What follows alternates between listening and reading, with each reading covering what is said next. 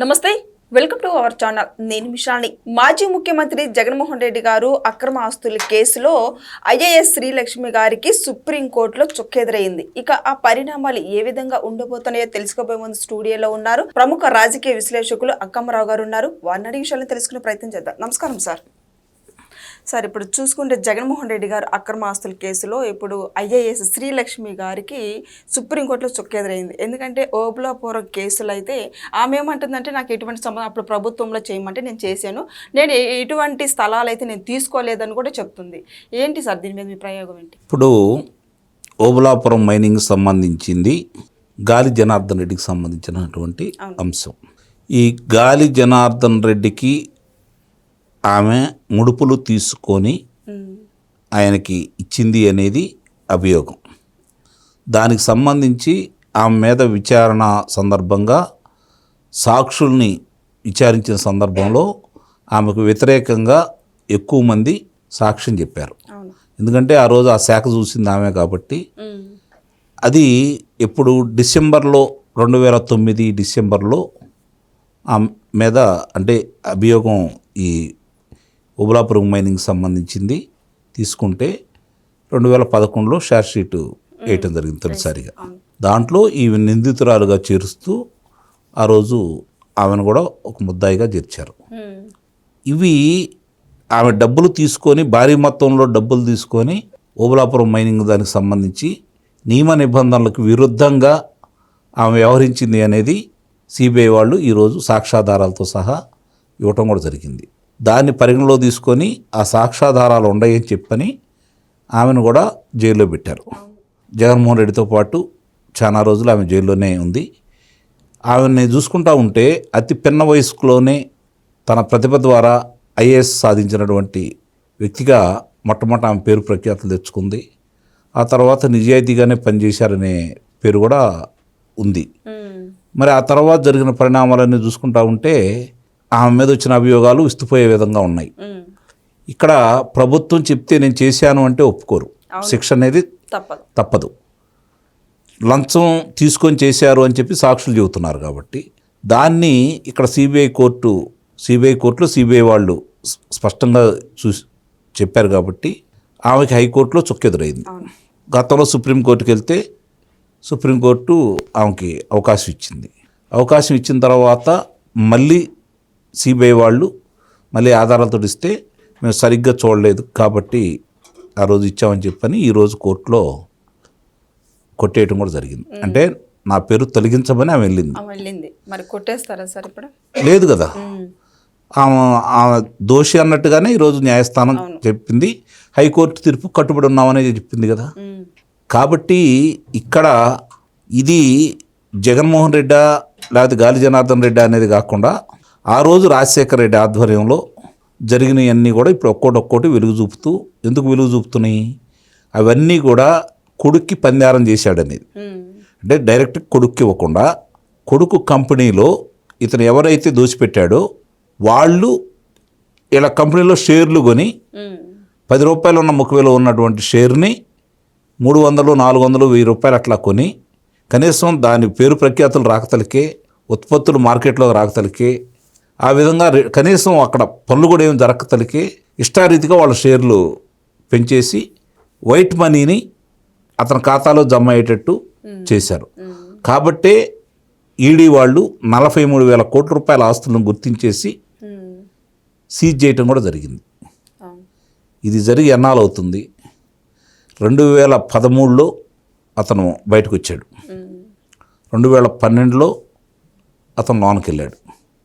16 నెలలు జైల్లో ఉండి బయటకు వచ్చేసాడు. ఇది 2026. 66 అయిద్దో తీర్పు వచ్చేదానికి. అలా ఉంది పరిస్థితి. కాబట్టే ఇలాంటి వాళ్ళకి అవకాశం కలుగుతుంది. మళ్ళీ అతను ముఖ్యమంత్రి గాంగల్లోనే తగుదునమ్మా అని చెప్పని ఈయనే తీసుకొని వెళ్ళాడు అక్కడికి.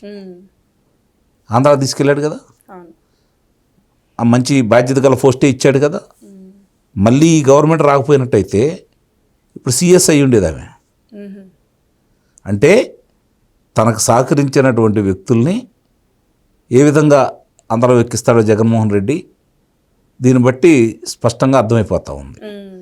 ఇక ఆమె గురించి కనుక మనం ఒకసారి ఆలోచించుకుంటే ఒక మహిళ అయి ఉండి ఐఏఎస్ ర్యాంక్ని అతి పిన్న వయసులో సాధించేసి అంత పేరు ప్రఖ్యాతులు తీసుకొచ్చుకున్నటువంటి వ్యక్తి డబ్బుల కోసం, వాళ్ళు అందులో సాక్షులు చెబుతున్న దాని ప్రకారం డబ్బుల కోసం ఈ విధంగా చేయటం అంటే ఐఏఎస్లు కావచ్చు, ఐపీఎస్లు కావచ్చు, ఎంత నిబద్ధతతో పనిచేయాలి. ప్రభుత్వాలు ఏదన్నా కొత్త కొత్త పథకాలు తీసుకొచ్చినా, చట్టాలు రూపొందించినా అది ప్రజలకి చేరవేసే దాంట్లో, ప్రజలకు వివరించే దాంట్లో ప్రధాన పాత్ర వహించి ముందుకు తీసుకెళ్లాల్సినటువంటి ఐఏఎస్ అధికారులు, అలాగే ప్రభుత్వం కనుక ఏదన్నా ప్రజా వ్యతిరేక నిర్ణయాలు తీసుకుంటే దానివల్ల ఉత్పన్నమయ్యే పరిణామాలని ప్రభుత్వాలకి చెబుతూ ఇది మంచి పద్ధతి కాదు అని చెప్పాల్సినటువంటి అధికారులు ఈ విధంగా 5 సంవత్సరాల్లోనే ఒక ప్రభుత్వం అధికారంలో ఉంటే రాజకీయ నాయకులు ఇంత సంపాదిస్తున్నారు, 30 సంవత్సరాల మేము సర్వీస్ చేయాలి, వాళ్ళకి శిక్షలు పడ్డప్పుడు కదా మాకు శిక్షలు పడేది, వాళ్ళు ఎటు శిక్షలు పట్టలేదు, వాళ్ళకి రక్షించడానికి ఏదో ప్రభుత్వం సహకరిస్తూ ఉంది కాబట్టి వీళ్ళు మమ్మల్ని రక్షిస్తారు, డబ్బులుంటే చాలు కదా, ఒక 7 తరాలకు సరిపోయినా మనం సంపాదించుకోవచ్చు, 5 సంవత్సరాలకి వీళ్ళు సంపాదిస్తే మనం ఎంత సంపాదించవచ్చు, వాళ్ళకి మార్గాలు చూపించేది మనమే కదా అనే దురుద్దేశంతో ఇలాంటి వాళ్ళు ఇలా చేస్తున్నారు. ఇది సమాజానికి చాలా హానికరం. నిస్సందేహంగా చెబుతున్నాను. ఇంత చదువు చదివి కొన్ని లక్షల మందిలో వీళ్ళు ఆ స్థాయిలోకి వచ్చేసి, వందల మంది కదా వచ్చేది, కొన్ని లక్షల మంది పరీక్షలకి ప్రిపేర్ అయితే అందుట్లో ఎంతమంది సెలెక్ట్ అవుతున్నారు? మరి ఇలా ఇంత గౌరవప్రదమైనటువంటి స్థాయిలో వాళ్ళ ఉద్యోగాలు, వాళ్ళ చదువులు, వాళ్ళ తెలివితేటలు ఉన్న తర్వాత దాన్ని ప్రజాక్షేమానికి కాకుండా స్వార్థ ప్రయోజనాలకు వాడుకుంటే ఎలా ఉంటుందనే దానికి ఇలాంటి వ్యక్తులదే గుణపాఠం. ఇప్పుడు ఆంధ్ర రాష్ట్రంలో చూసాం మనం, ఐఏఎస్ అధికారులు కావచ్చు, ఐపీఎస్ అధికారులు, ఒకే రోజు 3 ఐపీఎస్ అధికారులు సస్పెండ్కి గురయ్యారు. ఐఏఎస్ అధికారులు ఈరోజు జైలు పాలవుతున్నారు. మరి ఇవన్నీ ఐఆర్ఎస్ అధికారులు కూడా. మరి ఇవన్నీ ఎందుకు జరుగుతున్నాయి? వాళ్ళకి అన్నీ ఉన్నాయి. వాళ్ళకి మామూలుగా ఈ మామూలు వాళ్ళకి చివరికి ఎమ్మెల్యేలకు లేని సౌకర్యాలు కూడా వాళ్ళకు ఉన్నాయి. ఎమ్మెల్యే ఒక నియోజకవర్గానికి పరిమితి. ఐఏఎస్ అధికారి జిల్లా కలెక్టర్గా ఒకప్పుడు నాకు తెలిసి మన ఆంధ్ర రాష్ట్రంలో తూర్పుగోదావరి జిల్లాలో 21 శాసనసభ స్థానాలు ఉన్నాయి. గుంటూరు జిల్లాలో 19 శాసనసభ స్థానాలు ఉన్నాయి. మరి వీటన్నిటికీ అధిపతి అతనే కదా. మరి ఆ స్థాయిలో ఉండవలసిన వ్యక్తులు, అన్ని లక్షల మందికి ప్రతినిధులుగా ఉండాల్సిన వ్యక్తులు ఇలాంటి పొరపాట్లు చేసేసి ఈరోజు ఒకప్పుడు మా బంధువు పలాయన కలెక్టరు, లేదంటే నా క్లాస్మేటు, లేదా మా స్కూల్ మేటు, లేదంటే మా కాలేజీ మేటు అని చెప్పి సగర్వంగా చెప్పుకునే వాళ్ళు ఈరోజు పలానా అతనంటే చివరికి బంధువులు కూడా మా వాళ్ళు కాదని చెప్పుకునే దౌర్భాగ్య స్థితిలో ఉన్నారు అంటే ఇంతకంటే ఇక వాళ్ళకి జరగాల్సిన అవమానం ఏమిటో చెప్పండి. మరి ఇలాంటి వాళ్ళని చూసి అయినా భవిష్యత్తులో ఉంటుందా అంటే లేదు పెరుగుతున్నాయి. అది ఆశ్చర్యం వేస్తూ ఉంది. ఎందుకంటే ఇందాక నేను చెప్పినట్లు మమ్మల్ని ఎటు రక్షిస్తారు, వాళ్ళ శిక్షలు పడ్డప్పుడు కదా మాకు పడేది, కాబట్టి మాకేమీ కాదు, ఈలోపు పిల్లలు సెటిల్ అయిపోతారు, వెళ్తే మేము జైలుకి వెళ్తాం, అందుకంటే ఏముంటుంది?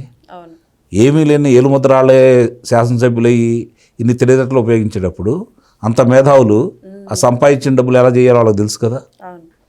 కాబట్టి ఆ విధంగా ఆలోచిస్తున్నారు.